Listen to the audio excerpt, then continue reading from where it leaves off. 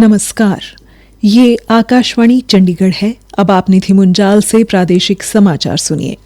पहले इस बुलेटिन के मुख्य समाचार।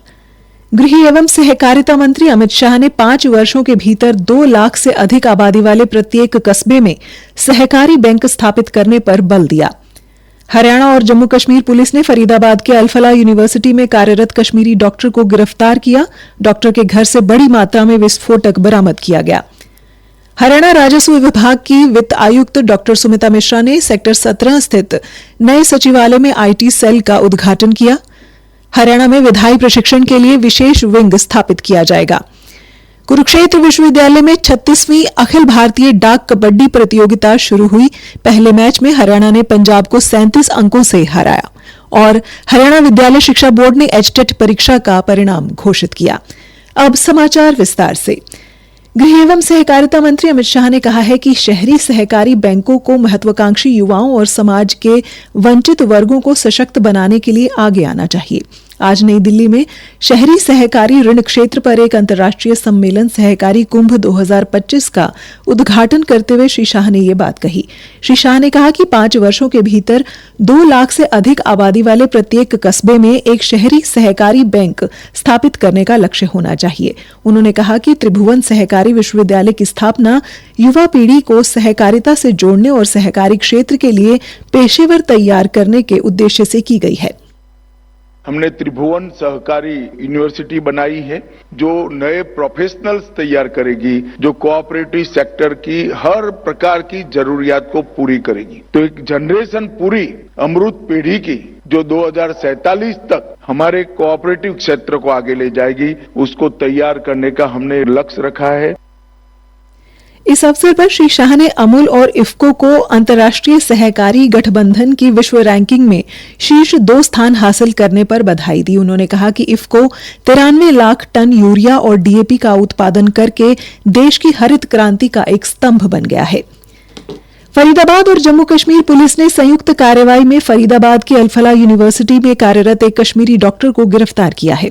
पुलिस आयुक्त सत्येंद्र कुमार गुप्ता ने बताया कि फरीदाबाद के धौज में कश्मीरी डॉक्टर के घर से बड़ी मात्रा में विस्फोटक, जिंदा कारतूस, मैगजीन, टाइमर और सर्किट डिवाइस बरामद किए गए। उन्होंने बताया, पिछले कुछ दिनों से फरीदाबाद पुलिस, हरियाणा पुलिस और J&K पुलिस का एक जॉइंट ऑपरेशन जारी था और ये अभी भी जारी है। इसके अंदर एक एक्यूज को पहले यहाँ से पकड़ा गया था जिसका नाम है डॉक्टर मुजम्मल। इस पे आगे कार्रवाई करते हुए जो है कल रेड्स के दौरान यहाँ पे लगभग 360 kg के आसपास इनफ्लेमेबल मटेरियल है जो कि संभावित अमोनियम नाइट्रेट है। इसके अलावा कई और ऐसा सामान जो टेरर एक्टिविटीज में जिनका इस्तेमाल किया जा सकता है, जैसे लगभग 20 टाइमर्स विद बैटरीज 4 और एक कैरन कॉप rifle with 3 magazines and 83 live rounds, एक pistol with 8 live rounds, 2 empty cartridges और 2 एडिशनल मैगजीन्स है। इनसे जो है रिकवरी की गई है।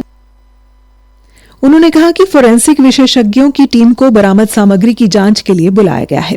पुलिस आयुक्त ने कहा कि प्रारंभिक जांच में पता चला है कि ये नेटवर्क अंतर्राज्यीय स्तर पर सक्रिय था और कई संदिग्धों की पहचान की जा चुकी है। पिछले 15 दिनों में चल रहा संयुक्त ऑपरेशन अभी जारी है। उन्होंने कहा कि इस कार्रवाई में एक और व्यक्ति को उत्तर प्रदेश के सहारनपुर से काबू किया गया है। हरियाणा के कैबिनेट मंत्री विपुल गोयल ने आज फरीदाबाद के सेक्टर 14 स्थित मुख्य द्वार का उद्घाटन किया। साथ ही उन्होंने सेक्टर 86, साई परिसर और ग्रेटर फरीदाबाद क्षेत्र में सीवर, टाइल्स और सड़क निर्माण से संबंधित परियोजनाओं का शिलान्यास भी किया। इन विकास कार्यों पर लगभग 1 करोड़ 56 लाख रुपए की लागत आएगी। इस अवसर पर श्री गोयल ने कहा, सेक्टर 14 के अंदर कम्युनिटी सेंटर की बात आई थी कि कम्युनिटी सेंटर छोटा है और कम्युनिटी सेंटर की जो लोकेशन है वहां पर पार्किंग भी नहीं है। तो यहाँ पर नशा मुक्ति केंद्र जिसके अंदर बना हुआ है, उस वाले प्रेमिसेस में बहुत अच्छा एक जगह पड़ी हुई थी, तो उसमें हमने डीपीआर बनवा दी है। हम लोग जल्दी उसको बनाने का काम करेंगे। उसकी लागत भी 5 से 7 करोड़ रुपए के बीच में आने वाली है। कैबिनेट मंत्री ने कहा कि इन परियोजनाओं से स्थानीय निवासियों को बेहतर सुविधाएं मिलेंगी और क्षेत्र में स्वच्छता एवं आवागमन व्यवस्था और मजबूत होगी। प्रादेशिक समाचार आकाशवाणी चंडीगढ़ से प्रसारित किए जा रहे हैं। हमारे बुलेटिनों और ताजा समाचारों के लिए आप हमारी वेबसाइट newsonair.gov.in पर लॉगिन कर सकते हैं। ये समाचार हमारे यूट्यूब चैनल और x handle Akashvani news Chandigarh पर भी उपलब्ध हैं। हरियाणा राजस्व विभाग की वित्त आयुक्त डॉक्टर सुमिता मिश्रा ने आज चंडीगढ़ के सेक्टर 17 स्थित नए सचिवालय भवन में एक नए सूचना प्रौद्योगिकी प्रकोष्ठ यानी कि आईटी सेल का उद्घाटन किया। डॉक्टर सुमिता मिश्रा ने बताया कि 35 आईटी कर्मियों को समायोजित करने की क्षमता वाला ये केंद्र आंतरिक सॉफ्टवेयर समाधान विकसित करने, राजस्व सेवाओं को निर्बाध संचालन को सुनिश्चित करेगा। डॉक्टर मिश्रा ने बताया कि ये आईटी सेल अंतिम समय में आने वाली समस्याओं को दूर करके और आवश्यक तकनीकी सहायता प्रदान करके राज्य भर में रजिस्ट्री के सुचारू और कागज रहित संचालन को सुनिश्चित करने के लिए बैकएंड सपोर्ट के रूप में काम करेगा।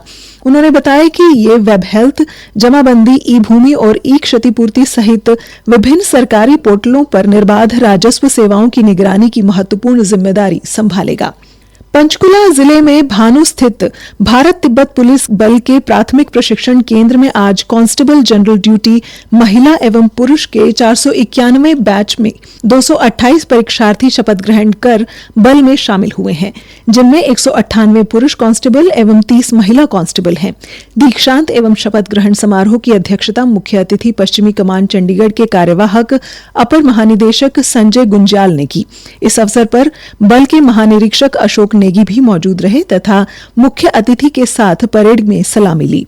पासिंग आउट परेड के दौरान COMD, क्राव मागा तथा ITBP की जांबाज और योग टीमों ने भाव विभोर एवं रोमांचकारी प्रस्तुति दी। मुख्य अतिथि संजय गुंजाल ने नव दीक्षितों को बधाई देते हुए कहा कि प्रशिक्षण के दौरान प्राप्त व्यावसायिक ज्ञान, अनुशासन और समर्पण उन्हें भविष्य की चुनौतियों से जूझने की शक्ति प्रदान करेगा। याद रखिए, डिफिकल्ट सिचुएशन में आपके साहस की परीक्षा ही नहीं लेती, ये हमारे ट्रेनिंग के महत्व को भी बताती है। आप सभी लोग अलग अलग रीजन से, कल्चर से, लैंग्वेज से, बैकग्राउंड से आए हैं और आपकी हैबिट, लाइफस्टाइल सब कुछ अलग हो सकती है, लेकिन आज से आप सभी एक ही परिवार, ITBP परिवार सदस्य है। आप सबकी पहचान केवल व्यक्तिगत नहीं है, अब सामूहिक है कि हम सब हिमवीर है। हरियाणा विधानसभा परिसर में आज अधिकारियों व कर्मचारियों के लिए क्षमता निर्माण योजना का शुभारंभ हुआ। इस अवसर पर विधानसभा अध्यक्ष हरविंदर कल्याण और हरियाणा लोक प्रशासन संस्थान के महानिदेशक मनोज यादव ने प्रशिक्षण योजना का विस्तृत खाका प्रस्तुत किया। योजना को सिरे चढ़ाने के लिए हरियाणा लोक प्रशासन संस्थान नोडल एजेंसी रहेगी, जो कि विधायी प्रशिक्षण के लिए विशेष विंग स्थापित करेगा। विधानसभा अध्यक्ष हरविंदर कल्याण ने कहा कि प्रशिक्षण की ये पहल प्रधानमंत्री नरेंद्र मोदी के विकसित भारत के विजन से जुड़ी एक ठोस योजना है, जिससे संस्थागत कार्य संस्कृति में दक्षता और गतिशीलता बढ़ेगी। उन्होंने कहा कि एक राष्ट्र एक विधान के सपने को पूरा करने के लिए हर कारगर प्रयास किए जाएंगे। कुरुक्षेत्र विश्वविद्यालय में आज भारतीय डाक विभाग के हरियाणा परिमंडल के मुख्य पोस्ट मास्टर जनरल सचिन किशोर ने 36वीं अखिल भारतीय डाक कबड्डी प्रतियोगिता का उद्घाटन किया। इस अवसर पर उन्होंने बताया कि हर परिमंडल में अलग अलग खेल के मुकाबले करवाए जा रहे हैं। कबड्डी को लेकर उन्होंने कहा कि इस खेल में हमेशा देश के खिलाड़ियों का दबदबा रहा है। ये हमारे डाक परिवार का एक बहुत बड़ा एनुअल उत्सव होता है और हर एक परिमंडल को जो जो गेम हमारे यहाँ आयोजित किए जाते हैं उसमें सर्कल्स को ये जिम्मेदारी भी दी जाती है कि एक गेम अपने यहाँ आयोजित करवाना है। कि इस बार हमारे हरियाणा डाक परिमंडल को कबड्डी खेल दिया गया है, जो हम सबका एक देसी गेम है, जिस न केवल अपने देश में बल्कि पूरे विश्व में हम लोग अव्वल रहे हैं। और आज की 11 सर्कल से हमारी टीमें यहाँ आई हुई है। 14 तारीख तक आप सबको नए होनहार खिलाड़ी देखने को मिलेंगे। हरियाणा विद्यालय शिक्षा बोर्ड ने आज सुबह हरियाणा पात्रता परीक्षा टीचर HTET का परीक्षा परिणाम जारी किया। हरियाणा विद्यालय शिक्षा बोर्ड के चेयरमैन डॉक्टर पवन कुमार शर्मा ने बताया कि इस बार परीक्षा देने वाले करीब 3,31,000 परीक्षार्थियों में 47,000 परीक्षार्थी उत्तीर्ण हुए हैं। अंत में मुख्य समाचार एक बार फिर। गृह एवं सहकारिता मंत्री अमित शाह ने 5 वर्षों के भीतर 2 लाख से अधिक आबादी वाले प्रत्येक कस्बे में सहकारी बैंक स्थापित करने पर बल दिया। हरियाणा और जम्मू कश्मीर पुलिस ने फरीदाबाद की अल-फलाह यूनिवर्सिटी में कार्यरत कश्मीरी डॉक्टर को गिरफ्तार किया। डॉक्टर के घर से बड़ी मात्रा में विस्फोटक बरामद किया गया। हरियाणा राजस्व विभाग की वित्तायुक्त डॉक्टर सुमिता मिश्रा ने सेक्टर 17 स्थित नए सचिवालय में IT सेल का उद्घाटन किया। हरियाणा में विधायी प्रशिक्षण के लिए विशेष विंग स्थापित किया जाएगा। कुरुक्षेत्र विश्वविद्यालय में 36वीं अखिल भारतीय डाक कबड्डी प्रतियोगिता शुरू हुई। पहले मैच में हरियाणा ने पंजाब को 37 अंकों से हराया। इसी के साथ ही समाचार बुलेटिन समाप्त हुआ। नमस्कार।